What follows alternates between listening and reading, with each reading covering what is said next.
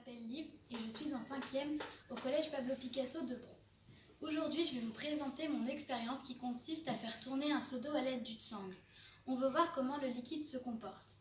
On ajoute 1 litre d'eau colorée.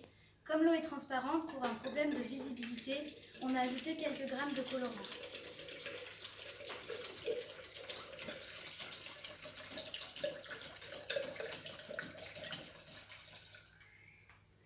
On a accroché une sangle repliée d'environ 30 cm.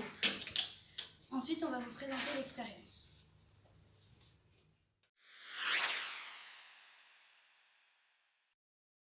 Je commence par faire quelques balanciers, puis je tourne.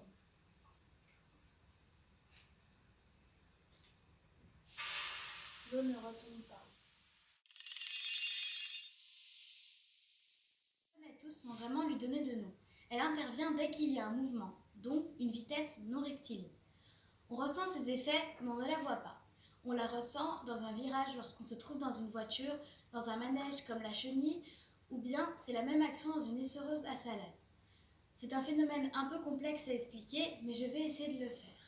Tout d'abord, on va plutôt parler de l'effet centrifuge plutôt que de la force centrifuge. Une force constitue une action que subit un objet. Une force est représentée par un vecteur ayant un point d'application, un sens, une direction et une intensité en newton. Définir centrifuge qui tend à éloigner du centre. La force centrifuge est observée en étudiant le mouvement d'un référentiel non galiléen, c'est-à-dire lorsqu'un objet est en mouvement et qu'il subit des forces.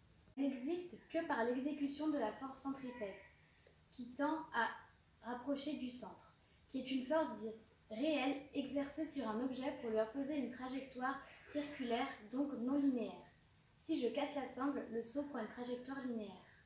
L'effet centrifuge augmente avec la vitesse et le rayon de courbure du mouvement.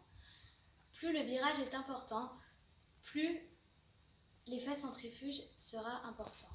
On veut que l'eau ne retombe pas, tourner assez vite la sangle et choisir une sangle de petite taille sont indispensables. J'espère que vous comprendrez mieux l'effet centrifuge.